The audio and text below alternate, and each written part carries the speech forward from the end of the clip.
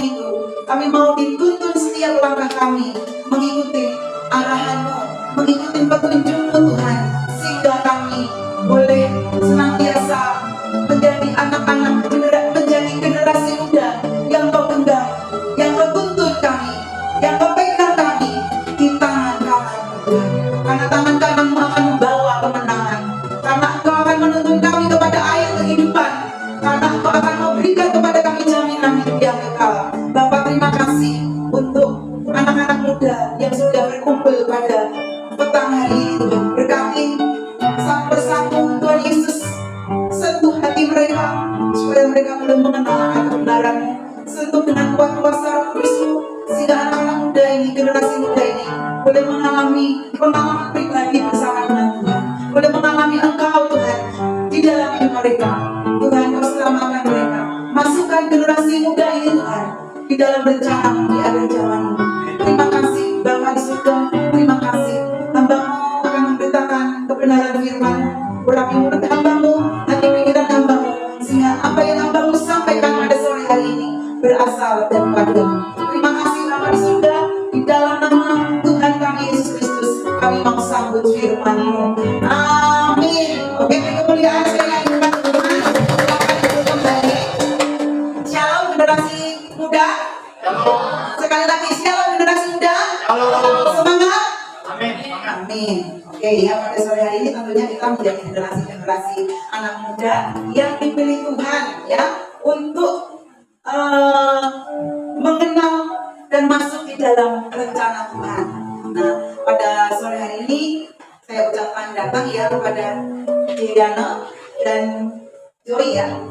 Oke, puji Tuhan bisa anak-anak yang masih remaja ini bisa ikut beribadah kepada kita, tempat khususnya bisa berjumpa dengan Tuhan Yesus ya. Tadi sudah kenalan belum?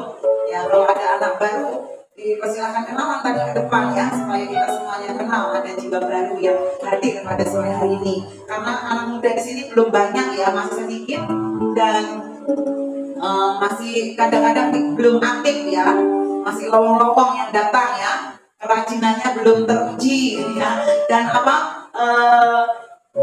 kedatangannya itu satu datang, satu nanti enggak ya, jadi belum kompak bisa datang semua. Nah, ini perlu apinya bukan api yang dari mana-mana, tapi api Roh Kudus yang akan memberi semangat buat generasi muda ke depan ini, anak-anak yang remaja, anak-anak usia SMP, bahkan dari SD, SMP sampai SMA ini, bahkan yang sudah kuliah, sudah bekerja, diberikan api Roh Kudus supaya membara semangat untuk mengikut Tuhan Yesus itu harus selalu ada. Yang pernah saya sampaikan firman Tuhan di tempat ini, anak muda ya, api Roh Kudus itu harus selalu ada, memberi semangat kita untuk kita setia melayani Tuhan ya. Jadi kalau berkumpul berhimpun di youth di Goshen ini ya, kita harus mempunyai hati yang semangat ya, dan saling mendukung ya, saling memberi semangat begitu ya, supaya teman-teman dan rekan-rekan yang lain bisa termotivasi untuk datang kepada Tuhan di setiap acara ibadah. Ya, tolong untuk acara ibadah ini dipersiapkan ya. Saya biasanya kalau mau menyampaikan firman Tuhan, callingnya saya kalau nggak sama Mas Yus, Mas Yuda yang biasanya menyiapkan apa yang biasa mengingatkan firmannya apa. Biasanya Mas Yus dan Mas Yus yang mengingatkan, karena anak kami sedang belajar di STT Salatiga, jadi ya Karen dan Kaleb udah sibuk dengan tugasnya sekolah, lupa nggak mengingatkan mamanya apa ya. Ibu guru sendiri sibuk ya untuk mengerjakan segala sesuatunya. Jadi dan saya juga kurang canggih kalau ngedit dan segala macam, kayak lagu kayak ini ya, kurang cepat begitu ngetiknya, karena mungkin sudah usia 50 ya, nggak bisa secepat anak muda ya. Harusnya ini anak-anak ini generasi yang ayo semangat. Nah, misalnya yang tugas itu hari Sabtu siapa ya, ujiannya apa aja, yang bisa coba, yang bisa ini bikin PPT. Nah, yang sudah SMA SMP kan sudah bisa ya kan bikin PPT, ayo siapa yang bisa dijadwal atau bagaimana. Jadi terbentuk dengan bagus, setiap acara ibadah sudah tersusun dengan rapi, dengan bagus ya, dan saya akan melihat perkembangannya, akan senang melihatnya. Tapi kalau setiap acara ibadah kayak belum siap itu ya, bagaimana kita mau menarik banyak jiwa gitu ya. Jadi untuk menarik banyak jiwa itu harus ada daya tariknya ya, ada daya tariknya. Nah di sini saya sebagai gembala tentunya membimbing, mengarahkan. Kalau ada yang memang kurang, kalau yang ada apa ya langsung saya tegur, ya langsung saya nasihatin supaya ada kemajuan ya. Ini nanti kan safety segala macam kan bisa nanti, misalnya gantian apa di multimedia ya, gantian apa bikin PPT-nya. Jadi calling lah sama, kan ada grupnya ya, ini ya Pak Agus ya. Nah, saling komunikasi. Jadi komunikasinya itu bukan cuma waktu datang ibadah gereja hari Sabtu atau Minggu, tapi komunikasinya biar akrab gitu loh. Dibikin apa? Dibikin grup itu supaya ada keakraban di antara kalian ya. Mungkin keakrabannya itu bukan hanya terus cerita tentang firman Tuhan, bukan ya kan? Bukan cuma itu saja ya. Mungkin aku punya tugas sekolah nih. Kayaknya aku ada kesulitan nih. Mungkin kakak Karen bisa ya membantu saya. Nah, mungkin bisa ditolongin, ada jalan keluar ya.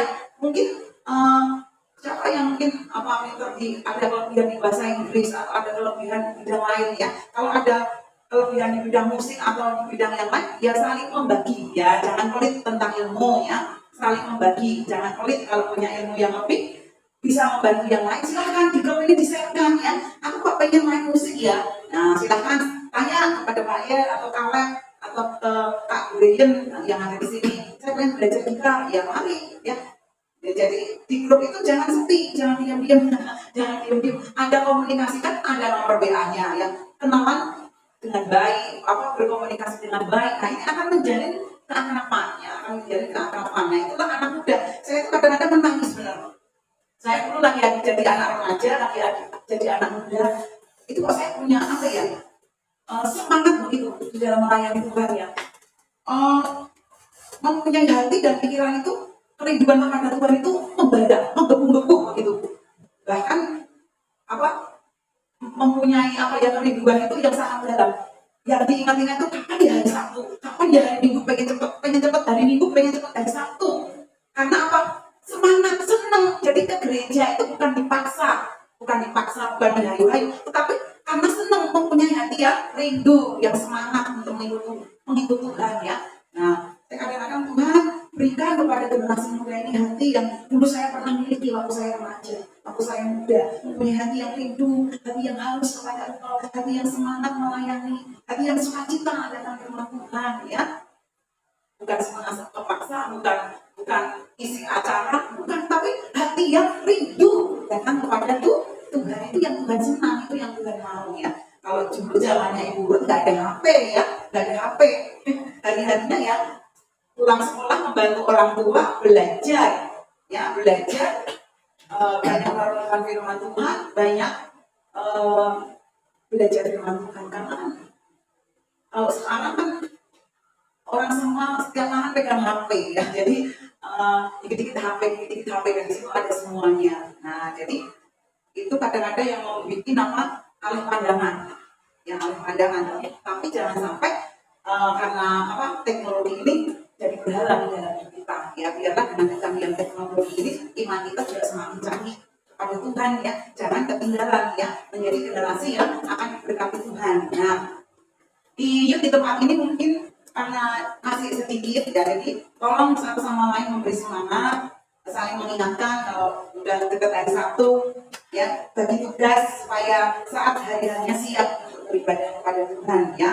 Mana yang ada yang bersihkan gerejanya, ada yang menata stone-nya, mana yang pegang HP, pegang multimedia nanti, yang mimpin ujian, yang doa, yang pengumuman dan sebagainya, itu sudah dipersiapkan dengan bagus supaya bagus ya jalannya ibadah itu bisa jalan dengan baik itu. Jadi itulah anak muda yang nanti dipilih Tuhan. Memang kalau dipilih Tuhan, kalau pilihan itu banyak atau sedikit? Kalau yang namanya pilihan, ya kalau pilihan itu nggak banyak, dipilih dari antara yang terpilih, sudah dipilih masih diseleksi lagi menjadi yang terpilih. Ya, tapi kalau murahan, kalau diobral, nah itu baru banyak obralan, ya kan? Murahan itu banyak, tapi kalau namanya pilihan itu sedikit. Dan nggak banyak yang anak muda mau dibentuk menjadi bejana yang mulia, mau dibentuk menjadi kaki dia emas, nggak banyak ya, karena mereka tidak mau digenggam di tangan kanan Tuhan, maunya bebas ya. Karena kalau digenggam tangannya juga digenggam tangan kanan Tuhan, dipegang tangan kanan Tuhan. Nah ini kan temanya, coba kita baca bersama-sama ya. Temanya kita baca bersama-sama. 1, 2, 3. Generasi yang digenggam di tangan kanan Tuhan. Ya, itu bahasa dari saya ya, saya kasih bahasa bebas itu ya. Tapi bahasa yang ditulis di dalam Yesaya 41 ayat 10, coba ditampilkan firman Tuhan yang sore hari ini kita sama-sama akan belajar dan renungkan. Yesaya 41 ayat yang ke-10. Ya, sama-sama membaca ya. 1, 2, 3. Janganlah takut, sebab aku menyertai engkau. Janganlah bimbang, sebab aku ini Allahmu. Aku akan meneguhkan, bahkan menolong engkau. Aku akan memegang engkau dengan tangan kananku yang membawa kemenangan. Ya, kalau di situ tulisannya aku akan memegang engkau dengan tangan kananku. Dengan bahasa bebasnya saya artikan digenggam di tangan kanan Tuhan. Pernah nggak mendengar firman Tuhan ini? Digenggam di tangan kanan Tuhan. Kita itu yang terpilih di antara yang dipanggil, yang terpilih itu nanti yang digenggam di tangan kanannya Tuhan. Dikatakan di situ aku akan memegang engkau. Ya, bahkan bukan cuma dipegang, ya, digenggam di tangan kanannya Tuhan. Karena tangan kanannya Tuhan itu yang membawa apa tadi? Kemenangan. Yang membawa kemenangan. Kenapa bukan tangan kiri ya? Oh, ini ayatnya tangan kanan ya. Padahal Tuhan kan punya tangan kiri dan tangan kanan. Karena ini mengandung arti tangan kanan itu ya. Tangan kanan Tuhan itu mengandung arti ya. Kalau arti orang dunia aja, kita yang dengan wawasan kita aja, kalau tangan kanan itu anak TK juga tahu ya, tangan kanan dan tangan kiri buat mana? Kalau angkat-angkat, kalau kerja beda ya, kiri dan kanan ya, beda ya Kaleb, beda ya Theo ya. Tangan kanan dan tangan kiri saya rasakan beda kekuatannya loh. Kalau saya angkat-angkat barang dengan tangan kanan itu kekuatannya lebih ya, kalau angkat dengan tangan kiri agak kurang. Nah ini tangan kanan Tuhan. Nah kalau Tuhan, tangan manusia ada kekuatannya. Kalau tangan Tuhan coba, tangan Tuhan tentunya kuasanya lebih besar, lebih dahsyat, lebih ajaib. Nah makanya di sini Tuhan dengan bahasanya akan dipegang kita itu dengan tangan kanannya. Kita itu akan ada di genggaman tangan kanan Tuhan yang mengandung arti rohani. Dengan tangan kanan Tuhan itu kita akan dimasukkan Tuhan di dalam rencana. Ya, karena dari awal Tuhan menciptakan Adam dan Hawa, ya, Tuhan menciptakan manusia yang pertama kali dibentuk dengan tangannya sendiri, ya, dengan kekuatan Tuhan dibentuk dengan tangannya Tuhan sendiri, ya. Kalau Tuhan menciptakan dunia dan seisinya ini kan semua dengan firman-Nya, tetapi manusia itu adalah makhluk yang paling sempurna. Manusia itu adalah makhluk yang paling spesial di mata Tuhan karena dia diciptakan dengan tangannya Allah sendiri. Nah, kalau Tuhan sendiri sebetulnya mempunyai tujuan untuk menciptakan manusia itu, sebetulnya pertama kali Tuhan menciptakan manusia itu ada tujuannya. Manusia itu sebetulnya tidak diciptakan untuk mati, tidak diciptakan untuk mati, untuk mengalami kematian, sebetulnya tidak. Tetapi manusia itu diciptakan sebetulnya Tuhan itu punya rencana apa? Hidup yang kekal. Tuhan tidak merencanakan kematian kepada manusia, ya. Tetapi karena Adam dan Hawa jatuh di dalam dosa, itulah kalau dia sudah makan buah yang dilarang Tuhan, pengetahuan baik dan jahat tadi, sehingga dia jatuh di dalam dosa, makanya ada kematian yang waktu ada di bumi ini. Sebetulnya itu bukan tujuan Tuhan. Tujuan Tuhan itu apa? Hidup untuk selama-lamanya, hidup untuk meraih hidup yang kekal bersama Tuhan. Karena manusia itu diciptakan serupa dan segambar dengan Tuhan, bukan seperti binatang, bukan seperti tumbuhan, bukan seperti alam raya ini, ya. Manusia itu lain, ya, diciptakan lain, ya, sangat punya tujuan yang khas, sangat punya tujuan yang spesifik, sangat punya tujuan yang spesial untuk manusia, ya. Karena manusia itu tebusan rohnya Tuhan sendiri, diciptakan segambar serupa dengan Tuhan, dikasih embusannya Tuhan, ya. Bukan seperti ciptaannya yang lain. Jadi manusia itu kenapa ada pengalaman ujian apa? Disempurnakan selalu. Supaya apa? Supaya menjadi serupa dengan Tuhan, ya. Supaya menjadi sempurna, supaya menjadi seperti Yesus. Nah, jadi kalau manusia itu ditaruh di bumi belum sempurna, mengalami proses demi proses untuk menuju kepada kesempurnaan, untuk menjadi seperti Yesus. Nah, untuk menjadi sempurna itu perlu diproses tidak? Perlu diajarin tidak? Perlu berlatih tidak? Perlu ya. Bumi inilah kita ditaruh untuk latihan. Karena Adam dan Hawa sudah membawa kita jatuh di dalam dosa, manusia itu dari waktu itu ada dosa bawaan dari Adam dan Hawa, dosa untuk apalagi diteruskan dengan dosa perbuatan kehidupan selanjutnya ya. Jadi ada dosa, nggak ada manusia yang suci. Nah, Tuhan mau pulihkan keadaan manusia ini menjadi manusia yang kudus, menjadi manusia yang suci, yang mau percaya kepada Yesus disucikan dengan darah Yesus, ditebus berdarah Yesus, disucikan dan semakin disempurnakan ya. Kalau zaman Allah Bapa ya, zaman Putra, zaman Roh Kudus ya, zaman anugerah, itu pengajaran disucikan, didamaikan ya, untuk penyucian dan pendamaian itu sudah cukup. Tetapi ya, untuk sekarang ini ada 3 hal yang harus dicapai. Bukan cuma disucikan, didamaikan, tetapi kita harus mengalami penyempurnaan ya. Ada 3 yang harus dilalui. Bukan cuma disucikan, bukan cuma didamaikan, tetapi disempurnakan. Nah, ini tidak banyak ya. Tidak banyak yang mau artinya kalau disempurnakan itu ya. Karena kalau yang tingkatannya sudah disempurnakan itu berat ya. Kalau cuma percaya Yesus, didamaikan, diampuni dosanya, terus disucikan, udah selesai pokoknya hidup ini pokoknya hidup ke gereja ya kan, ibadah ya, yang biasa-biasa aja itu banyak ya. Tetapi kalau untuk kesempurnaan itu sedikit ya, pilihannya sedikit. Nah, akhirnya kita belajar untuk menjadi yang disempurnakan ini ya. Generasi muda ini harus mau ya disempurnakan ya, untuk melihat janji Tuhan ya yang akan kita hadapi di hari-hari nanti, di masa depan nanti ya. Karena anak muda kan masih banyak cita-citanya, masih panjang jangkauannya ya. Jadi anak muda ini harus dipersiapkan, bukan santai-santai, bukan enak-enak, tetapi harus dipersiapkan dengan baik dan harus mengerti rencana Tuhan ya. Tuhan akan memegang kita dengan tangan kanannya yang membawa kemenangan. Nah, yang jadi pertanyaan, kita mau enggak dipegang tangan kanan Tuhan, ada di dalam genggaman tangan kanan terus. Tangan kanannya Tuhan, melekat kepada Tuhan, dekat kepada Tuhan, intim dengan Tuhan, bergaul dengan Tuhan. Itu yang disebut kesempurnaan ya, bukan yang cuma asalan ya. Yang di penataran itu makanya jumlahnya banyak ya. Karena apa ya, biasalah itu ke gereja, biasalah ya, aktivitas biasa-biasa. Tetapi kalau yang menuju kesempurnaan itu harus benar-benar melekat sama Tuhan. Kalau yang biasa-biasa kan mungkin ini saya gambarkan dengan bahasa sederhana saya ya.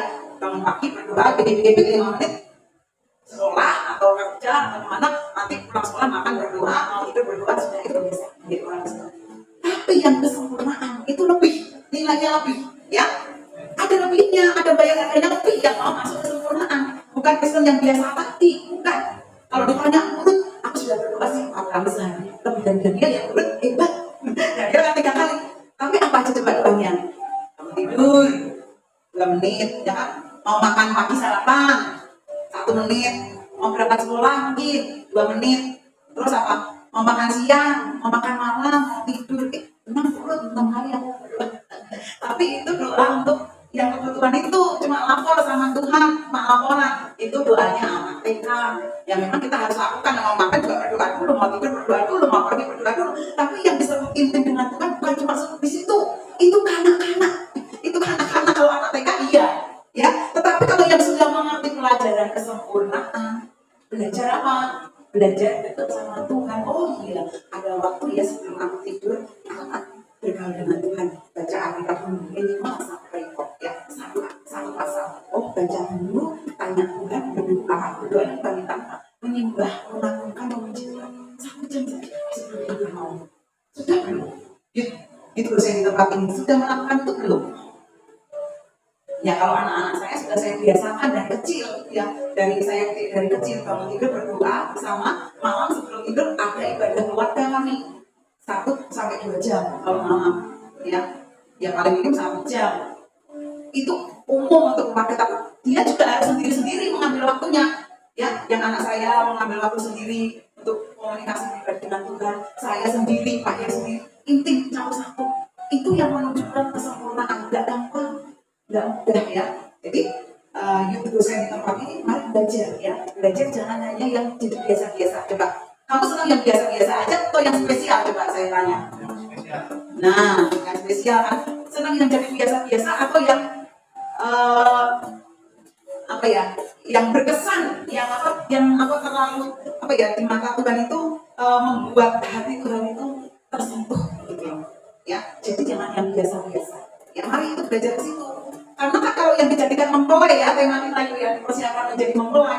Mempelai itu nggak gampang. Memilih mempelai itu nggak gampang, nggak asal. Ya, benar-benar yang teruji, benar-benar yang melekat kepada Tuhan. Yang enggak ya nggak gagal, gagal jadi mempelai, gagal menjadikan dia, gagal menjadi mempelai. Nah, kalau gagal menjadi mempelai ada tempatnya, ya sudah ada tempatnya, ada tempat-tempatnya. Nah, ini kita akan belajar ya. Di sini coba ya, Wahyu 1 ayat 9 sampai 20 ini kisah di mana kita itu harus belajar ya, memahami akan profilnya Tuhan Yesus ya. Selama ini yang diketahui profilnya Tuhan Yesus saya apa gambarannya? Ya, kalau kita mau digenggam di tangan kanan Tuhan, nah masa nggak ngerti profil yang menggenggam di tangan kanannya? Harus mengerti nggak? Kalau yang menggenggam kita, yang memegang kita di tangan kita dipegang di tangan kanan Tuhan, berarti kita harus mengerti profilnya Tuhan tidak? Harus mengerti pribadi Tuhan nggak? Harus mengerti wajah Tuhan tidak? Harus ya. Nah, selama ini yang kita lihat baik di film-film, dipajang di dinding-dinding ya seperti itu juga yang ada di belakang itu ya, gambar Tuhan Yesus datang di awan-awan. Yang selama itu kita kenalkan seperti itu ya wajah Yesus ya, yang selama hidup kita di bumi ini. Karena kenapa pelukis-pelukis ini sudah melukiskan, karena Yesus pernah hidup di dunia, makanya pelukis ini kan bisa melukiskan. Kalau orang Jawa ya lukisannya Yesusnya itu dibikin sama mateng. Kalau orang yang melukisnya Cina ya dibikin matanya sipit, kulitnya putih. Kalau yang lukisnya orang bule, Yesusnya dibikin rambutnya pirang. Nah, beda-beda kan? Ada yang gondrong rambutnya, ada yang rambutnya cuma pendek gini, ada yang pakai jenggot, ada yang jenggotnya cuma dikit, ada yang jenggotnya panjang, macam-macam gambarnya ya. Tergantung pelukisnya ya, tergantung yang lukisnya, tergantung pelukisnya itu. Tapi kalau foto nggak ada, fotonya Tuhan Yesus nggak ada, karena zaman waktu itu belum ada kok foto, potret belum ada ya. Jadi itu kalau ada gambarnya Tuhan Yesus itu karena pelukis yang melukis. Nah, itu karena Tuhan pernah hidup di bumi, jadi ada pelukis yang dikasih, oh ini loh gambaran Yesus yang pernah hidup di bumi itu rupanya seperti ini. Jadi dia lukiskan, ya dia lukiskan itu wajah Tuhan Yesus dulu waktu datang pertama kali ke dunia. Nah, tapi nanti kalau Tuhan Yesus datang yang kedua kali, kan Tuhan mau datang yang kedua kali menjemput kita, wajahnya sudah tidak seperti ketika dia datang pertama kali. Kalau datang pertama kali seperti gambar-gambar itu. Nah, di akhir zaman nanti jangan kejebak. Ya, karena firman Tuhan sudah mengingatkan nanti, sudah ada tulisannya, baik di Matius 24 juga sudah menuliskan, nanti kamu jangan ketipu, Mesias datang di sana, Mesias datang di sini. Wah, tuh di Israel sebelah ini ya sudah ada Yesus lagi loh. Heboh ya, di Amerika sudah ada Yesus lagi loh, Mesias sudah datang loh. Persis mirip wajahnya mirip Yesus yang di foto, Yesus yang di film. Heboh seluruh dunia. Karena padahal itu Mesias palsu. Nah, nanti kalau kedatangan Tuhan yang kedua kali itu nggak bisa dipalsukan. Banyak yang mau memalsukan, tapi kalau kita yang sudah mengerti profilnya Tuhan Yesus tidak akan salah. Ya, harus mengerti. Nah, ini yang sudah pernah dilihatkan profilnya Tuhan Yesus yang akan datang di akhir zaman itu tidak seperti yang kita bayangkan yang ada di dinding-dinding yang kita tonton di film, yang dibuat pelukis-pelukis itu. Bukan seperti itu lagi nanti kedatangannya. Caranya sama ya waktu dia turun di awan-awan. Tapi kalau waktu dia naik ke awan-awan, dia Yesus kan sendiri itu. Ini bersama malaikat-malaikat yang ada bersama. Tapi ketika nanti dia turun ke bumi di awan-awan, dia membawa pasukannya. Turun dengan apa? Beribu-ribu orang kudusnya. Itu ditulis nanti kita baca ya. Nah, jadi penampilan Tuhan Yesus bukan seperti anak manusia lagi, bukan menjadi seperti manusia lagi, tetapi dia akan tampil sebagai raja di atas segala raja, sebagai imam besar, sebagai Bapa yang kekal yang penuh kekuasaan, keagungan dan kemuliaan, ya, dan sebagai mempelai pria surga, sebagai raja di atas segala bangsa, di atas segala raja. Nah, berarti tampilnya sudah beda. Nah, ini yang diperlihatkan, ini yang pernah lihat profilnya Tuhan Yesus itu mungkinnya hanya Rasul Yohanes. Kita baca ya. Ini profilnya Tuhan Yesus. Ini Tuhan Yesus yang sesungguhnya itu seperti ini, bukan seperti yang di dinding-dinding atau di film ya. Jadi nanti kalau Tuhan datang, siap-siap ya, wajahnya seperti yang pernah dilihat Rasul Yohanes ini ya. Anak muda mesti tahu ya, anak youth di sini mesti ngerti. Yuk. Ayat 1, sama-sama ya membacanya, saya baca keras, anak-anak semuanya menyimak. Aku Yohanes, saudara dan sekutumu dalam kesusahan, dalam kerajaan, dan dalam ketekunan, menantikan Yesus berada di pulau yang bernama Patmos oleh karena firman Allah dan kesaksian yang diberi oleh Yesus. Pada hari Tuhan, aku dikuasai oleh Roh, dan aku mendengar dari belakangku suatu suara yang nyaring, seperti bunyi sangkakala. Katanya, apa yang kau lihat, tuliskanlah di dalam sebuah kitab, dan kirimkanlah kepada ketujuh jemaat ini, ke Efesus, ke Smyrna, ke Pergamus, ke Tiatira, ke Sardis, ke Philadelphia, dan ke Laodikia. Lalu aku berpaling untuk melihat suara yang berbicara kepadaku, dan setelah aku berpaling, tampaklah kepadaku 7 kaki dian dari emas. Dan di tengah-tengah kaki dian itu ada seorang serupa anak manusia. Nah, ini yang perlu dilihat ya. Ada serupa anak manusia berpakaian jubah yang panjangnya sampai di kaki, dan dadanya berlilit ikat pinggang dari emas. Kepala dan rambutnya putih bagaikan bulu yang putih mentah, dan matanya bagaikan nyala api, dan kakinya mengkilap bagaikan tembaga yang membara di dalam perapian. Suaranya bagaikan desel air bah. Dan di tangan kanannya ia memegang ketujuh bintang, dan dari mulutnya keluar sebilah pedang tajam bermata dua. Itu salah ketiknya, sebuah pedang tajam bermata dua. Dan wajahnya bersinar-sinar, bagaikan matahari yang terik. Ketika aku melihat dia, tersungkurlah aku di depan kakinya, sama seperti seorang mati. Tetapi ia meletakkan tangan kanannya di atasku. Lalu ia berkata, janganlah takut, aku adalah yang Alfa dan Omega. Itu salah ketik ya. Aku adalah yang awal dan yang akhir, bukan AAL, yang awal dan yang akhir. Dan yang hidup, aku telah mati, namun lihatlah, aku hidup sampai selama-lamanya, dan aku memegang segala kunci maut dan kerajaan maut. Karena itu tuliskanlah apa yang telah aku lihat, baik yang terjadi sekarang maupun yang akan terjadi sesudah ini. Dan rahasia ketujuh bintang yang telah kulihat pada tangan kananku, dan ketujuh kaki dian emas itu, ketujuh bintang itu ialah malaikat ketujuh jemaat, dan ketujuh kaki dian itu ialah ketujuh jemaat. Nah, mungkin anak-anak yang belum pernah membaca kitab Wahyu pusing, bingung ini apa ya. Tapi coba belajar, karena kitab Wahyu itu adalah mengandung rahasia untuk harus disampaikan kepada setiap orang, baik sekolah minggu, baik anak ini juga baik orang dewasa. Karena yang masuk surga itu bukan cuma orang yang dewasa aja, yang nanti diajak masuk rencana Allah itu bukan cuma orang dewasa. Ya buat itu masih belum tua, firmannya bukan. Firman ini di sekolah minggu juga harus dikasih tahu, di anak itu juga dikasih tahu, di orang dewasa juga dikasih tahu. Karena nilai satu jiwa di mata Tuhan ini sangatlah berharga. Jadi coba jiwa sekolah minggu sama jiwanya Pak Kris berada mana? Di mata Tuhan sama. Mbak Yohan sama Pak Kris di mata Tuhan sama berharganya. Bukan karena Pak Kris sudah dewasa, Yohan gak berguna, enggak. Sama loh Tuhan itu. Jadi Yohan juga perlu dikasih tahu kebenaran firman Tuhan. Yang muda juga perlu, yang tua juga perlu.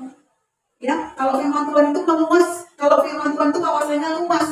Ya, yang kedatangan Tuhan ini untuk semua, soalnya bukan cuma orang yang dewasa saja yang akan diselamatkan Tuhan, itu semua ya, baik dari sekolah minggu, bahkan dari bayi owek-owek ya kan, sampai orang tua harus mengerti ini kebenaran firman Tuhan. Karena nanti Tuhan itu datang tampilnya seperti yang dilihat Yohanes ini, yang pernah salah satu rasul, satu-satunya rasul yang pernah melihat profilnya Tuhan Yesus dengan sempurna adalah Yohanes ini. Karena dia dilihatkan di pulau mana tadi, Patmos, yang melihat sendiri itu wajah Tuhan ya, yang belum pernah dilihat oleh rasul-rasul yang lain, yang nanti akan datang di akhir zaman dengan penampilan yang seperti ini.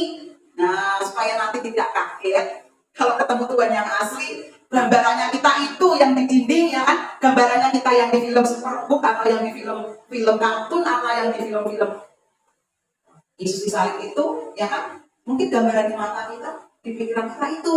Tetapi ini rahasia firman Tuhan itu Yohanes tuliskan, dikatakan di sini tadi, tuliskanlah itu dan sampaikanlah itu kepada siapa? Ketujuh jemaat itu siapa? Bukan bukan yang saya sebut tadi ya. Kalau yang ketujuh nanti mewakili kita semua orang yang ada di bumi ini. Ya, baik Efesus, Smyrna, Laodikia, Tiatira, Sardis, Philadelphia, Laodikia, itu kan nama-nama gereja di seluruh dunia. Karakter-karakter gereja itu seperti 7 jemaat tadi. Nah, bukan wah itu kan untuk itu yang dikatakan kan untuk Efesus, Smyrna yang di sana. Dan nggak ada yang di sana. Dan nggak ada yang gereja-gerejanya misalnya yang dituliskan tadi. Itu bukan untuk retro yang ditulis di sana, tapi itu untuk umat Tuhan di seluruh dunia. Ini perwakilannya nama 7 kajian, 7 jemaat. Harus disampaikan. Apa yang kamu lihat, apa yang kamu dengar harus disampaikan. Nah, kalau di akhir zaman ini nggak ada hamba Tuhan yang menyampaikan, nggak ada yang berani menyampaikan rahasia firman Tuhan ini, ya itu mah urusan nanti, kedatangan Tuhan nanti. Nah, nanti kalau nggak dibukakan, nggak mengerti, nanti kaget ketika Tuhan datang wajahnya beda, ya kan? Ketika nanti dibukakan, tuh kok nggak seperti yang digambar, yang urut, kok nggak seperti yang di film. Ini yang profilnya yang sebenarnya yang kita pahami, yang nanti akan tampil di kedatangannya yang kedua di muka bumi ini, ya. Jadi tidak seperti yang digambar di dinding-dinding, ya, di foto-foto yang kalian simpan di rumah, bukan seperti itu lagi. Itu waktu datang pertama kali di bumi, belum pernah kemuliaan. Tapi ketika nanti datang sebagai raja di atas segala raja, sebagai imam besar yang agung, dia penampilannya sudah beda. Tapi apa yang kita lihat? Jubahnya sampai kemana? Ke kaki, full kasih Tuhan itu full menggambarkan. Kuasa Tuhan itu super power, full. Ya, ikat pinggangnya tapi dari emas. Ya, matanya bagaikan nyala api, kakinya bagaikan tembaga yang menyala, wajahnya bersinar seperti matahari yang terik. Makanya Rasul Yohanes ketika melihat dia seperti mati tersungkur, tidak bisa. Ya, saking silonya, saking pancaran cahaya Tuhan itu sangat dahsyat dan luar biasanya. Nah, nanti makanya dikatakan seluruh bumi itu kedatangan Tuhan itu seluruh manusia, apalagi yang tidak mengenal Tuhan itu meratap. Saking melihat kedahsyatan Tuhan yang seperti itu. Oh, ini ternyata Tuhan yang pencipta yang maha kuasa ini kok meratap semua orang. Tapi kita yang sudah dikasih tahu dulu, benar ya, yang saya pelajari di kitab Wahyu itu benar. Ini kita wajah Tuhan. Jadi kita nanti tidak kaget. Pernah diceritakan sama ibu, ya coba ingat saja nanti kedatangan Tuhan. Tidak seperti yang digambar-gambar itu, tidak seperti yang di televisi, di film. Nanti penampilan Tuhan Yesus itu maha dahsyat. Makanya nanti jangan kaget, ya. Ini rahasia, nggak semua gereja dijelaskan ini, ya. Jadi kalau kalian ada di tempat itu sebetulnya spesial, pilihan Tuhan di atas segala pilihan, bisa mengerti rahasia ini, ya kan? Apalagi tentang akhir zaman, ya, tentang kedatangan Tuhan. Wah, itu mau urusan nanti ya. Bagi yang tentang anak-anak kan itu mau urusan Tuhan. Dan kalau urusan Tuhan kita tidak tahu, akhirnya seperti 5 gadis yang bodoh, nggak tahu apa-apa. Kalau gadis yang bijaksana dia pinter, ya, dia mendengar, dia mencermati, ya, dia menyelidiki firman Tuhan, itu yang pinter, ya, itu gadis yang bijaksana. Nah, itu yang dipilih Tuhan menjadi mempelainya Tuhan. Nah, makanya nggak banyak dan nggak gampang menjadi pilihan ini. Kita harus tahu di dalam pengajaran kesempurnaan, bukan pelajaran yang biasa-biasa. Di sini firman Tuhannya membawa kepada kesempurnaan visi gereja ini, ya, bukan firman yang biasa-biasa saja, tapi firman yang mengungkap rahasia firman Tuhan untuk menyelamatkan jiwa-jiwa, supaya jiwa-jiwa nanti di akhir zaman tidak kaget menghadapi keadaan yang akan terjadi ini, tidak kaget, ya, karena gelombang dunia yang saat ini sudah digembar-gemborkan, sudah tidak rahasia lagi, ya. Dunia bakal dijadikan satu agama, satu mata uang, ya kan, bakal dijadikan tatanan dunia baru, ya. Orang-orang pintar, orang-orang terkenal, orang-orang kaya sedang merancangkan itu untuk tahun 2030 goalnya. Nah, itu rancangan manusia, tetapi rancangan Tuhan itu lebih sempurna, dan rencana Tuhan tidak pernah gagal dalam hidup kita. Nah, itu kan kita perlu selidiki, perlu kita pelajari, tidak santai, tidak acuh-acuh, ya. Kita mesti bisa mengerti kebenaran firman Tuhan itu, ya. Nah, itulah penampilan Tuhan Yesus yang maha kuasa, yang awal dan yang akhir, tadi tulisannya di situ, ya. Sebagai raja di atas segala raja, sebagai imam besar agung, sebagai mempelai pria surga. Jadi Tuhan itu banyak, ya. Kalau sekarang kan di YouTube banyak itu yang memperlibatkan, harus panggilnya harus ini, pakai bahasa Yunani. Kalau pakai bahasa Yunani ya Yesus Kristus itu, ya. Tapi kalau yang pakai dia mandat Ibrani itu salah. Yesus Kristus itu harusnya sebutannya Yeshua HaMasiah, itu yang benar.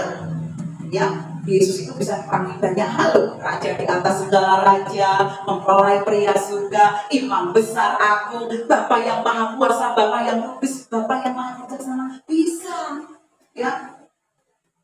Nggak harus diperdebatkan di dalam penyebutan nama Tuhan, ya kan? Harus Bapak Yahweh juga. Ya, kalau yang mereka memang punya pengertiannya sampai di sana, mau menyebut Bapak Yahweh ya silakan, nggak apa-apa, itu sudah benar, ya kan? Bahasa Ibrani begitu ya benar, ya.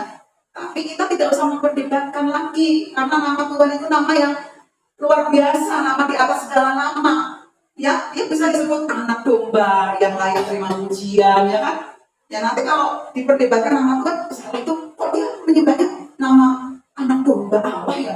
Nah, ada sebutan nama Tuhan itu banyak, sebagai anak domba Allah, sebagai raja di atas segala raja, sebagai mempelai pria surga, sebagai gembala agung kita, ya kan? Sebagai gembala yang mau gembala kami yang baik, boleh nggak berdoa itu? Boleh, nggak salah. Boleh nggak berdoa? Bapa kami yang maha kuasa, yang maha kudus, yang maha mulia, boleh nggak? Ya itu sanjungan kita, ya. Jadi anak muda juga harus punya alasan, ya. Karena sekarang ini kan tidak rahasia lagi. YouTube kalau lihat firman Tuhan nonstop dari pagi sampai malam juga ada terus itu firman Tuhan dari hamba Tuhan siapa-siapa gitu ya. Tapi kalian tuh mesti cermat, teliti dan benar-benar memahami dengan bersama sesuai dengan kebenaran firman Allah, ya. Jadi tidak mengembang-ambingkan, tidak membuat iman kita jadi terombang-ambing, tetapi kita patuh, ya, di dalam satu pengajaran yang firman Tuhan yang benar, yaitu yang menuju kepada kesempurnaan. Nah, jadi tadi yang kita baca tadi itu profilnya Tuhan Yesus, Tuhan Yesus nanti seperti itu ya, yang akan datang di akhir zaman ya. Yang sudah kita baca tadi di Wahyu pasal 1 ayat 9 sampai 20. Nah, jadi penampilan Tuhan Yesus yang luar biasa sebagai raja di atas segala raja, sebagai mempelai pria surga, sebagai imam besar agung, itu tidak sama seperti wajah ketika dia pertama kali datang ke dunia ini, ya. Jadi rahasia ketujuh bintang yang digenggam tangan kanan itu adalah ketujuh malaikat sidang. Makanya temanya tadi kan kita itu menjadi orang-orang atau generasi muda atau generasi yang digenggam di tangan kanannya Tuhan. Itu adalah orang-orang anak-anak generasi yang mengikuti petunjuk Tuhan, ya, yang mengikuti petunjuk arahan tujuh bintang ini. Nah, tadi sebetulnya saya sudah siapkan gambar-gambarnya ya, tapi belum bisa ya, PPT-nya belum bisa, jadi belum bisa saya sampaikan di sini. Tapi nggak apa-apa, dengerin aja ya. Tujuh bintang itu adalah seperti yang kita baca tadi. Kalau itu ada tujuh bintang, ada tujuh malaikat sidang. Nah, itu juga nggak banyak dipelajari, nggak banyak yang tahu. Bahkan aneh ya kalau mendengar pengajaran ini ya. Tapi ini mesti diberitakan, dituliskan, dan mesti disampaikan ya. Karena itu adalah kegerakan di akhir zaman ini yang harus diketahui oleh setiap kita. Jadi rahasia ketujuh bintang itu adalah tujuh bintang yang digenggam di tangan kanan Tuhan, ya, yaitu tujuh malaikat sidang yang ditulis di dalam ayat yang ke-20 tadi ya.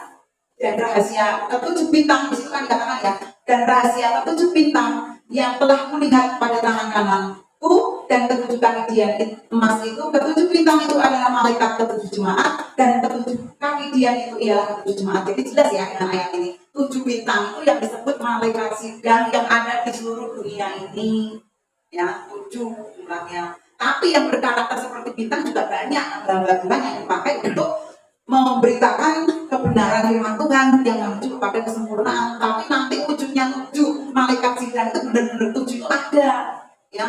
Jangan masa bodoh mendengarkan firman Tuhan, nanti kaget kalau tokohnya ini muncul tidak dikenal dulu, belum pernah mendengar suaranya, tiba-tiba dari Indonesia nanti ada 4 tokoh yang dipakai Tuhan, dari Amerika nanti 1, dari Cina 1, ya sini ya, dari Eropa 1, jumlahnya 7 bintang. Hebat ya, dari Indonesia, tepuk tangan dulu dong buat Indonesia. Bangga nggak kita menjadi orang Indonesia?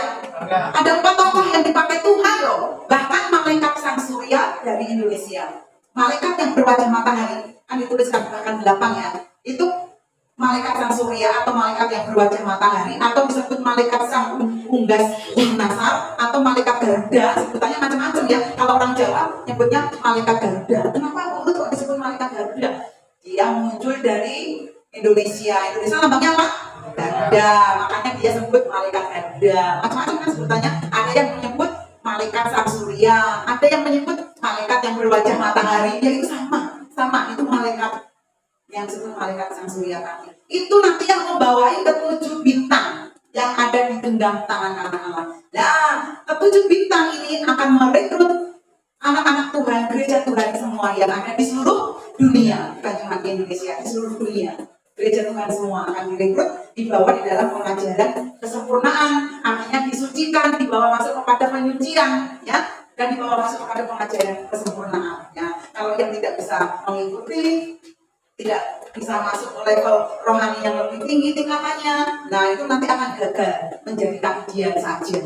Dia akan terbentuk menjadi kajian saja. Sedangkan yang Tuhan mau, tujuan Tuhan itu menjadikan kita kaki dian emas. Nah, yang jadi kaki dian emas itulah yang tetap ada di dalam genggaman tangan kanan Tuhan. Nah, itu. Makanya kita mari berusaha menjadi generasi yang ada di genggaman tangan kanan Tuhan. Karena tangan kanan Tuhan itulah nanti yang akan memberikan kemenangan. Ya, kalau kita ada di genggam tangan kanan Tuhan, kita akan mengikuti arahan ketujuh bintang, artinya arahan firman Tuhan yang menuju kepada kesempurnaan, membawa level rohani kita lebih mendekat kepada Tuhan, lebih mencintai Tuhan, lebih mencintai pekerjaan Tuhan, lebih mengutamakan Tuhan di atas segalanya. Itu kesempurnaan. Tetapi kalau itu yang biasa-biasa aja, nggak apa-apa, yang penting ikut gereja. Cuma itu model anak-anak yang di pelataran, ya. Tapi yang dimaksudkan pengajaran kesempurnaan itu kita mempunyai nilai lebih, nanti nggak mempunyai nilai lebih, nilai plus di atas segala yang biasa-biasa saja. Ya, karena kalau tempat biasa-biasa saja, ingat surga itu berapa tingkat? Yang masih ingat pelajaran saya yang saya sampaikan firman Tuhan yang lalu? Surga berapa tingkat? Yang anak baru mungkin belum tahu ya. Surga ada tiga tingkat. Tahu pernah kan dengar cerita Nabi Nuh? Nabi Nuh kapalnya baterainya berapa tingkat? 3. Yang paling bawah untuk peternak, untuk binatang-binatang, yang lantai 2 untuk makanannya, yang lantai 3 untuk keluarganya. Lantai 3 desain Tuhan yang suruh begitu. Itu kan untuk gambaran keselamatan. Firman Tuhan mengatakan di akhir zaman nanti akan seperti zamannya Nuh, dibawa kepada 3 tingkat nanti. Tabernakel Musa berapa tingkat? Yang Tuhan suruh kasih wahyu kepada Musa 3 tingkat. Ya, ruang pelataran, ruang kudus, ruang maha kudus. Nah, surga ya itu miniaturnya itu tabernakel, ya. Itu Allah yang dibuat Musa di Israel sana, itu gambaran miniatur. Pernah kan semua melihat ya, misalnya ini ada gedung gedung gereja aja lah gede ya. Terus gembalanya bikin di depannya itu kotaan begini, ada gambarnya gerejanya kecil. Visi-visi gembalanya di situ ada, nanti bentuk gerejanya mau seperti itu miniaturnya. Nah, kerajaan surga itu miniaturnya sudah disampaikan kepada Musa, kepada Nuh. Nah, miniaturnya begitu. Jadi kerajaan surga itu tingkat berapa? 3. Kalau gue bisa tahu kalau surga tingkat 3 ada ayatnya. Paulus pernah melihat di bawah Tuhan ke surga tingkat 3. Ya, Rasul Paulus, Henok, ya kan, sudah pernah dibawa ke sana. Jadi dia bisa menceritakan, ya, ada itu ayatnya. Jadi bukan karena kalau ibu menyampaikan itu pasti ada ayatnya dan ada ceritanya, ya. Kalau hamba Tuhan menyampaikan karang-karang itu nabi palsu. Kalau nabi palsu nanti ditegur Tuhan, ya, dicampur sama Tuhan, dibinasakan Tuhan. Itu tidak mau, ya. Jangan karang yang tidak ditulis Alkitab disampaikan, itu nabi palsu, ya. Sekarang banyak kan yang seperti itu, nggak ada tuh ayatnya, tapi disampaikan, tapi berarti juga dia menyampaikannya, padahal nggak ada ayatnya. Itulah kita perlu hati-hati. Akhir zaman ini banyak nabi palsu, mesias palsu, ya. Nah, jadi kalau yang tidak sesuai dengan firman Tuhan, tidak ditulis di dalam firman Tuhan, jangan kita ikutin. Yang kita ikutin yang ditulis di dalam firman Tuhan. Itulah firman Tuhan yang murni, yang berasal daripada Tuhan. Oke, kita akan baca firman Tuhan ya. Jadi rencana Tuhan itu sebetulnya untuk hidup yang kekal, yang Tuhan ciptakan dari awalnya, ya. Mazmur 34 ayat 12. Makanya di situ ada ayat, kita baca bersama-sama ayo supaya nggak ngantuk. Mazmur 34 ayat 12. Siapakah orang yang menyukai hidup, yang mengingini umur panjang untuk menikmati yang baik? Siapa yang suka hidup? Tentunya semua makhluk, semua manusia, ya. Siapa yang mengingini umur panjang untuk menikmati yang baik? Ya, jadi bukan umur panjang tetapi nggak menikmati yang baik. Bukan umur panjang tapi sakit-sakitan, ya. Bukan umur panjang tetapi menderita, bukan. Tetapi umur panjang untuk menikmati yang baik, itu yang menjadi tujuan Tuhan, rencana Tuhan. Yang kalau ini arti ayat firman-Nya, ya arti ayat firman Tuhannya itu bisa diartikan emang kita waktu di bumi ini dikasih umur panjang yang benar-benar panjang, bisa mencapai 100, 115, 110, 120 kan. Zaman sekarang jarang ya usia manusia sampai segitu ya. Saya lihat sekarang ini yang meninggal 70, 80 begitu ya. Bahkan belum sampai ke 70 sudah meninggal ya, banyak seperti. Tapi yang dimaksud ayat ini ya, umur panjang untuk menikmati yang baik itu juga berlaku di dalam kerajaan 1000 tahun damai. Ya, kalau ada pendeta yang menafsirkan kerajaan 1000 tahun itu sudah berlalu, ada itu. Tetapi kerajaan 1000 tahun damai itu belum. Ya, nanti akan kita nikmati. Makanya ada firman-Nya apa? Yang mengingini umur panjang untuk menikmati yang baik. Umur panjangnya itu benar-benar nanti dikenyangkan. Bukan cuma umur panjang sampai 100 tahun, bukan. Ya, itu kan nanti sama mengalami kematian. Tapi yang disebut umur panjang di sini itu nanti kita mengalami yang disebut 1000 tahun damai di bumi. Panjang tidak itu? Sudah pernah ada nggak 1000 tahun damai di bumi?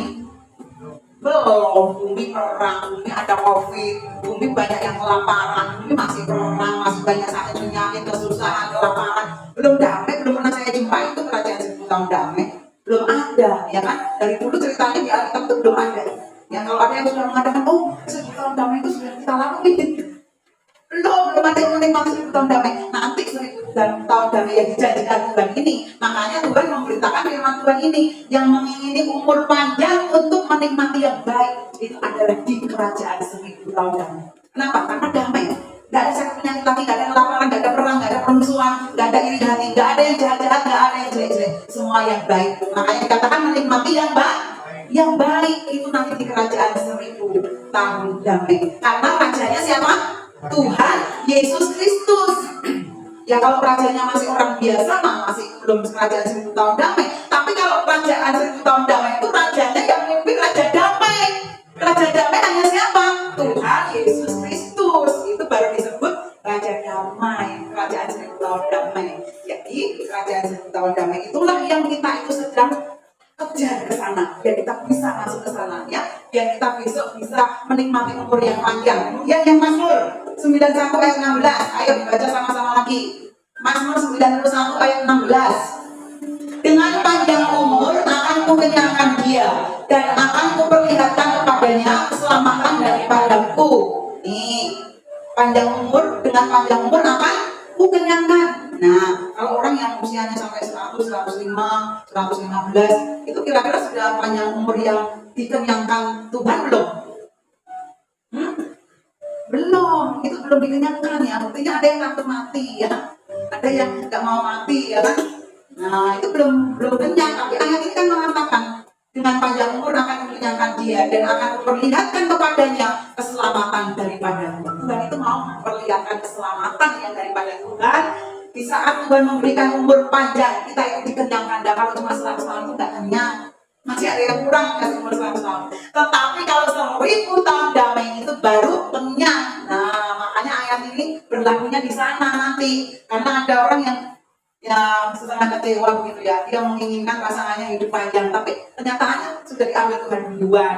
Walaupun dia setia melayani, tapi umurnya pendek. Nah, bukan itu sebetulnya maksud ayat ini ya. Dengan panjang umur akan mengenyangkan dia dan akan memperlihatkan kepadanya keselamatan daripadaku. Ini di kerajaan 1000 tahun damai. Itu baru kenyang umurnya 1000 tahun. Kalau cuma 100 tahun itu kurang kenyang. Tapi ini ayatnya aku kenyangkan dia. Nah, tuh kalau 1000 tahun damai nanti di sana. Kemudian ayat yang berikutnya. Jadi mengerti ya, dikenyangkan umurnya itu ya. Jadi nanti itu ayat firman Tuhan nggak berlaku ya. Buktinya tuh, oh aku setia loh sama Tuhan, melayani. Tapi kok dia pendek umurnya?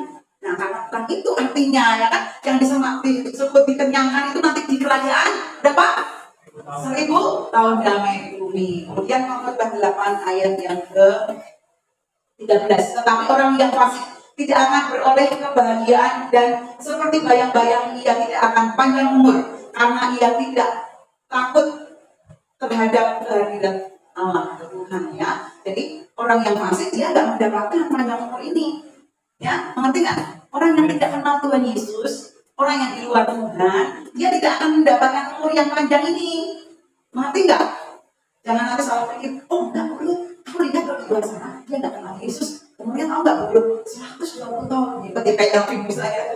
Ada yang umurnya 100, tapi nggak di dalam Tuhan Yesus. Nah, berarti itu orang fasik loh. Bukan itu maksudnya ya. Orang fasik itu nanti dia tidak beroleh yang panjang umur yang dikenyangkan tadi. Orang fasik itu tidak bisa masuk di dalam kerajaan 1000 tahun damai ya. Dikatakan tidak akan beroleh apa? Kebahagiaan seperti bayang-bayangnya, ia tidak dapat panjang umur. Orang fasik itu tidak dapat panjang umur karena dia tidak menduduki, tidak masuk kerajaan 1000 tahun damai. Nah, kalau fasik secara biasa dia ada yang hidupnya sekarang di bumi ini 150 tahun atau 100 sekian, ya itu bukan memperoleh panjang umur yang bukan masuk ini. Yang disebut panjang umur di sini ayat ini berlaku di kerajaan 1000 tahun damai. Kita akan menikmati panjang umur. Orang fasik tidak akan masuk ke sana. Orang fasik itu orang yang tidak mau mengenal Tuhan, orang yang tidak mau melakukan firman Tuhan. Ya, Efesus 6 ayat 1 sampai 3. Nah, ini rahasia umur panjang. Coba ini anak-anak muda perhatikan ini ya. Ini rahasianya kalau mau umur panjang di sini. Rahasianya Efesus 6 ayat 1 sampai 3. Kita baca sama-sama yuk, kita baca. Hai anakku, taatilah orang tuamu di dalam Tuhan, karena haruslah demikian. Hormatilah ayahmu dan ibumu. Ini adalah suatu perintah yang penting, seperti yang nyata dari janji ini, supaya kamu berbahagia dan panjang umurmu di bumi. Sekarang aku tanya, kerajaan 1000 tahun itu di mana? Kerajaan 1000 tahun damai itu di mana? Di bumi, masih di bumi, belum bumi baru ya, masih di bumi ya. Yesus menjadi rajanya. Nah, kalau mau masuk di sana, itu syaratnya yang pertama tadi, ayat yang pertama tadi itu harus apa? Taatilah orang tuamu. Kalimat berikutnya, di dalam Tuhan. Makanya nanti ada yang kalau ada pertanyaan di urut, saya punya mama, tapi kayaknya nggak bisa jadi teladan tuh. Di rumah suka bertengkar, di rumah bagi piring, di rumah ada perceraian, masih tipu sana tipu sini. Kok saya disuruh taati orang tua? Nah, kan ada kalimat berikutnya, di dalam Tuhan. Nah, di dalam Tuhan. Jadi kita mentaati itu yang sesuai dengan firman Tuhan. Kan ada orang tua yang di luar sana ya, orang tuanya perampok. Kalian kan bawa masih berarti kamu ya, kamu bawa karungnya ya sama ya. Dia harus makan sama firman Tuhan, taati orang tuamu. Berarti harus ditaati kan itu tadi. Ya kalau perintahnya nggak di dalam Tuhan jangan ditaati, ya kan? Karena ada kalimatnya di dalam Tuhan, ya. Misalnya ada di luar sana ayamnya adu jago gitu ya. Adu jago tahu nggak adu jago? Ayam itu ya.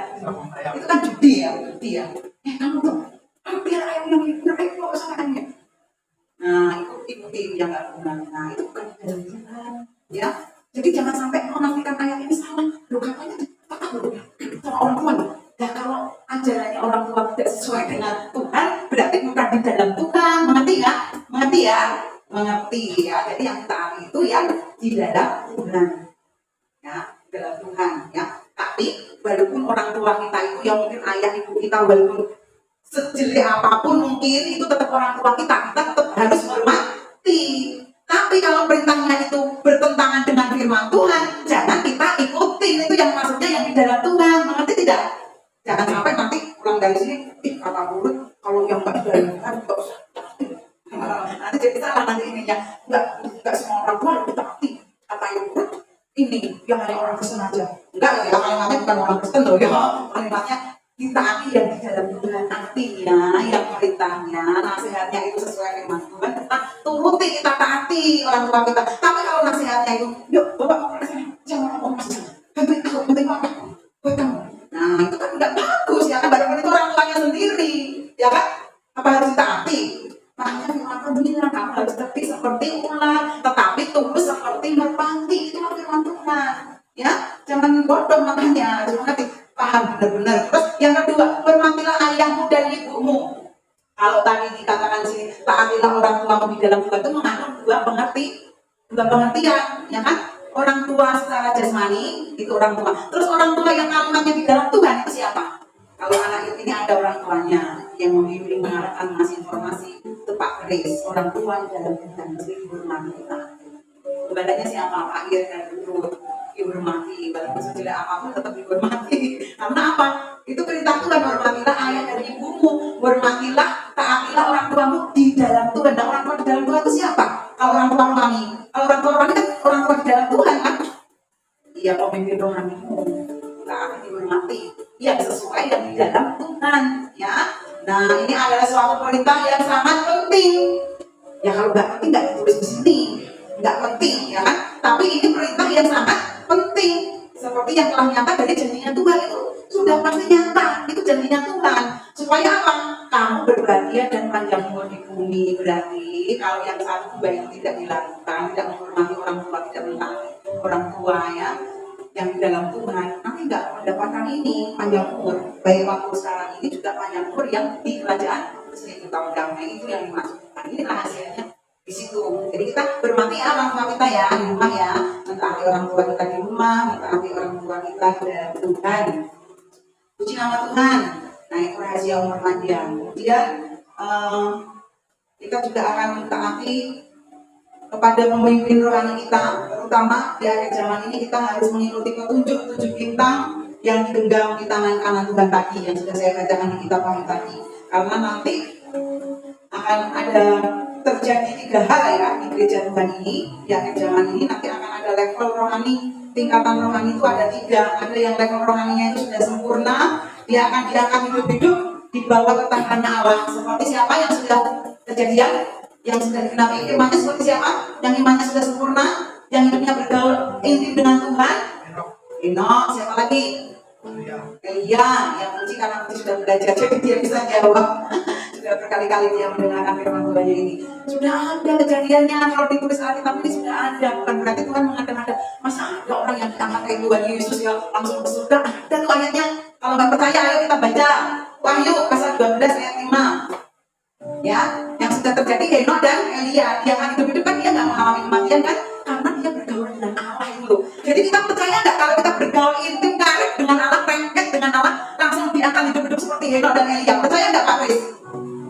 Percaya. Apa yang udah kejadian kok Henokh dan Elia ya kan? Nah, Rasul Paulus juga pernah dibawa ke tingkat 3. Nah ini kita baca. Nanti ini anak laki-laki itu ya, saya jelaskan ya supaya kalian lebih bingung. Anak laki-laki itu adalah hasil daripada gereja Tuhan. Gereja Tuhan nanti akan melahirkan 3 keturunan, ya, 3 level keturunan. Kan berarti oknum ya, anaknya 3, 1, 2, 3, bukan ya, bukan apa? Bukan oknum ya, bukan person. Tapi ini nanti walaupun disebut anak laki-laki itu jumlahnya banyak, bisa jutaan, bisa ribuan ya. Nah, kita baca dulu supaya ngerti ya. Wahyu 12 ayat 5. Maka ia melahirkan seorang anak laki-laki yang akan menggembalakan semua bangsa dengan gada besi. Tiba-tiba anaknya itu dirampas dan dibawa lari kepada Allah dan ke tahtanya. Nah, siapa itu yang dibawa lari ke tahtanya Allah sana? Siapa itu kira-kira? Itu adalah gereja Tuhan yang level imannya sudah sempurna, sudah seperti Henokh, sudah seperti Elia. Nih, gereja Tuhan tadi, perempuan Tuhan tadi kan digambarkan gereja Tuhan melahirkan seorang anak laki-laki. Siapa itu? Bukan di akhir zaman nanti, bukan lagi seorang laki-laki kayak bayi Yesus lagi yang akan memerintah dengan dada besi. Bukan seperti itu lagi ya, tapi yang disebut anak laki-laki ini adalah keturunan gereja Tuhan di seluruh dunia ini. Nanti akan lahir, akan ada orang-orang yang seperti Elia, seperti Henokh, diangkat hidup-hidup tidak mengalami kematian. Itu makanya itu orang apa sejak dulu sudah didengar kan, kalian sudah mendengar kata-kata Rachel ya kan, pengangkatan ya kan Pak Chris. Nah ini orang yang diangkat seperti Henokh dan seperti Elia itu disebut anak-anak laki-laki. Tapi apa dikatakan di situ? Anaknya itu didapat dibawa ke tahtanya Allah. Dan tahta Allah itu apa? Surga. Nah berarti langsung dibawa ke sana. Itu nanti gereja pun ada yang model levelnya yang sudah sempurna. Demikian ya. Kemudian yang kedua, Wahyu 12 ayat yang ke-6. Nah, keturunan perempuan ini, perempuannya juga nanti akan diungsikan sama Tuhan. Kita baca ya ayat yang ke-6 ya. Perempuan itu lari kepada gurun di mana telah disediakan suatu tempat baginya oleh Allah supaya ia dipelihara di situ 1260 hari lamanya. Nah, nanti ada level gereja Tuhan yang rohaninya itu belum sempurna. Tuhan akan sempurnakan karena mau dijadikan namanya mempelainya Tuhan. Diungsikan yang disebut padang gurun, di tempat di mana Tuhan sudah disediakan. Lamanya berapa di situ? 1260 hari lamanya. Itu kalau dihitung tahun 3,5 tahun. Kalau dihitung bulan 42 bulan.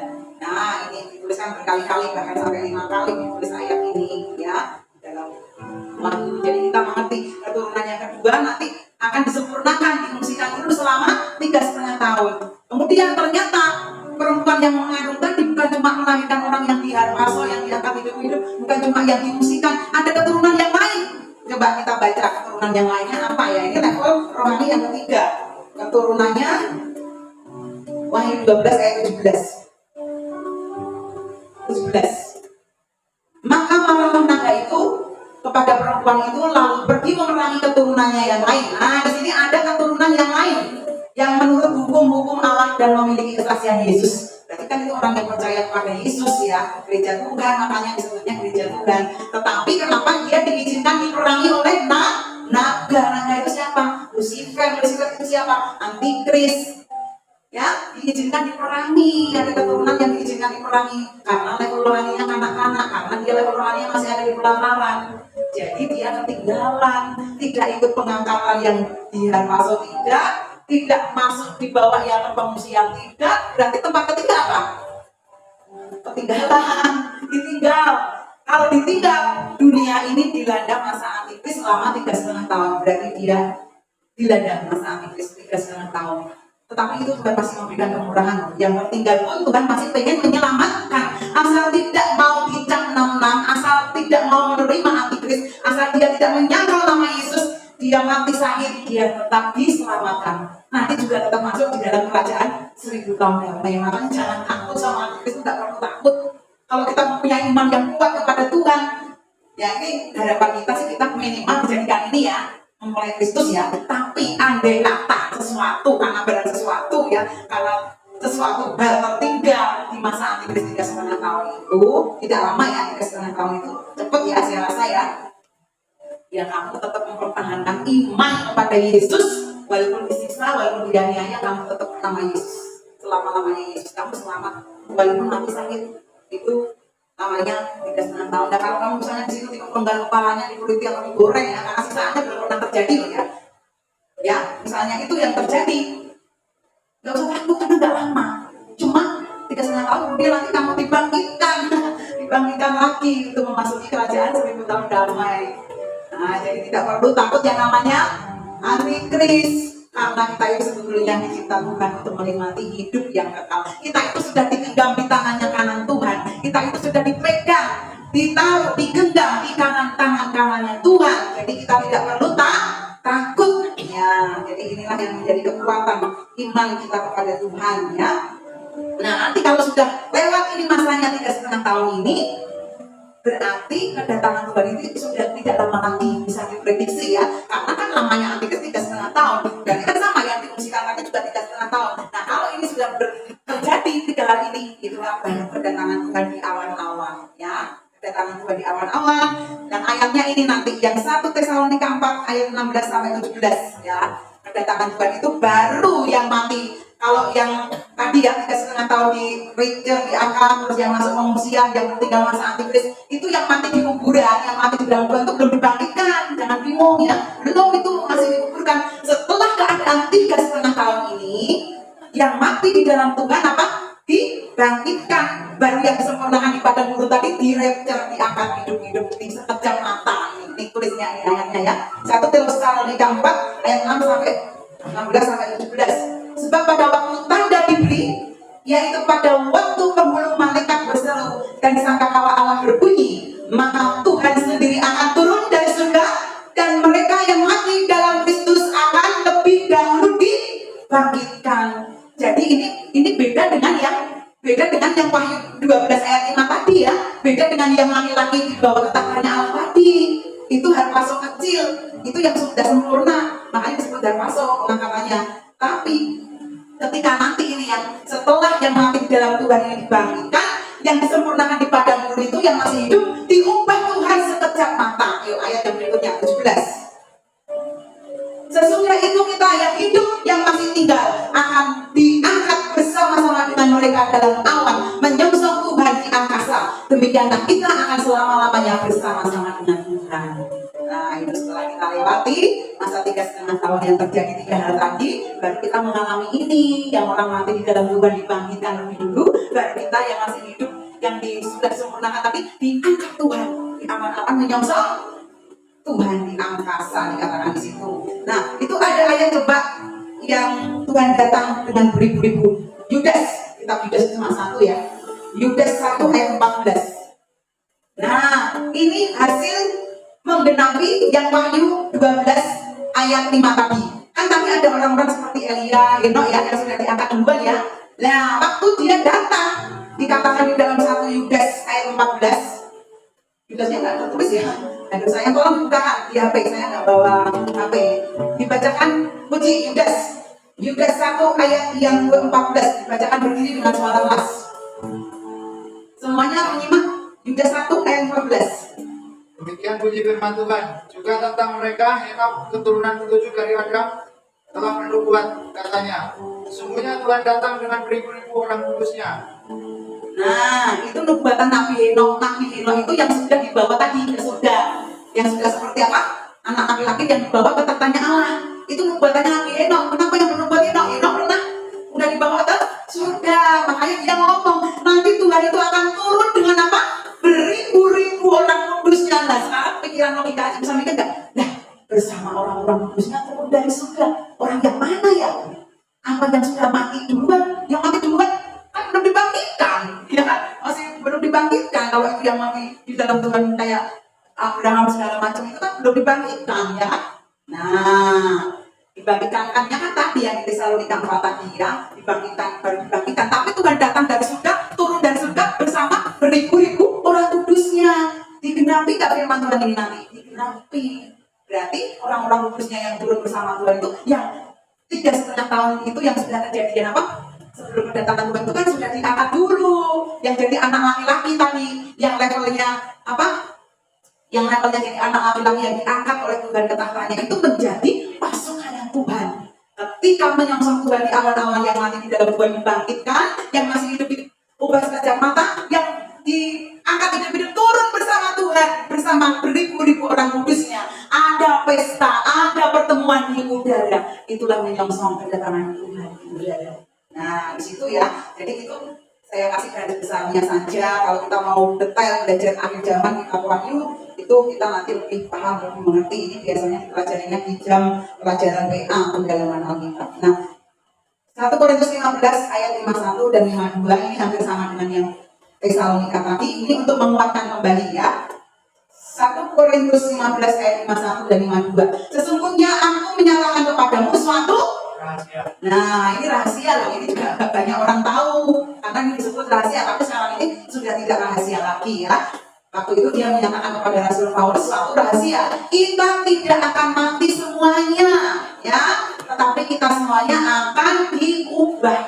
Nah, makanya yang masih disempurnakan Tuhan, ya, masih hidup sampai menyambut kedatangan Tuhan yang kedua kali, iman percaya yang melekat kepada Tuhan dan mau disempurnakan, nanti mau hidup apa diubah sekejap mata, ya. Terus ayat berikutnya yang 52, dalam sekejap mata ya diubahnya pada waktu bunyi nafiri yang terakhir. Sebab nafiri akan berbunyi dan orang-orang mati akan dibangkitkan dalam keadaan yang tidak dapat binasa dan kita semua akan diubah. Itu artinya sama dengan yang 1 Tesalonika 4 ayat 16 sampai 17 tadi. Tapi ini dituliskan kembali kepada Rasul Paulus di 1 Korintus 15 ayat 51 dan 52. Jadi ini kita harus pahami jelas sekali. Dan kesimpulan firman Tuhan pada malam hari ini, sebelum kita akhiri, kita akan baca Efesus 5 ayat 15 sampai 17, ayat yang terakhir. Di sini mengajarkan kesempurnaan. Jadi beda lesnya ya. Karena itu perhatikanlah dengan sesama bagaimana kamu hidup. Janganlah seperti orang bebal, tetapi seperti orang arif, dan pergunakanlah waktu yang ada, karena hari-hari ini adalah baik. Adalah jahat. Nah, saya mau ngomong baik sebetulnya, tapi di situ tulisannya hari-hari ini adalah jahat. Kalau ditulis seperti itu berarti kita itu harus lebih mendekatkan diri kepada Tuhan, karena yang bisa menjauhkan kita dari kejahatan itu hanyalah Tuhan, supaya kita tetap ada di dalam genggaman tangan kanan Tuhan. Itulah tema firman Tuhan kita pada malam hari ini. Kita harus ada di dalam genggaman tangan kanan Tuhan, supaya kita bisa melalui hari-hari yang membaca ini, kita dapat mempergunakan waktu yang ada ini untuk kita mendekatkan diri kepada Tuhan, untuk banyak memuji Tuhan, menyembah Tuhan, membaca firman Tuhan, terlebih melakukan firman Tuhan. Amin buat firman Tuhan. Sama-sama kita bangkit berdiri. Aku mengasihi Engkau Yesus, kurunkan firman-Mu siang dan malam. Dan waktu selanjutnya kami serahkan Pak Kris yang akan berdoa membuat firman Tuhan yang sudah saya sampaikan pada malam hari ini. Aku mengasihi Engkau Yesus, kita semua menyembah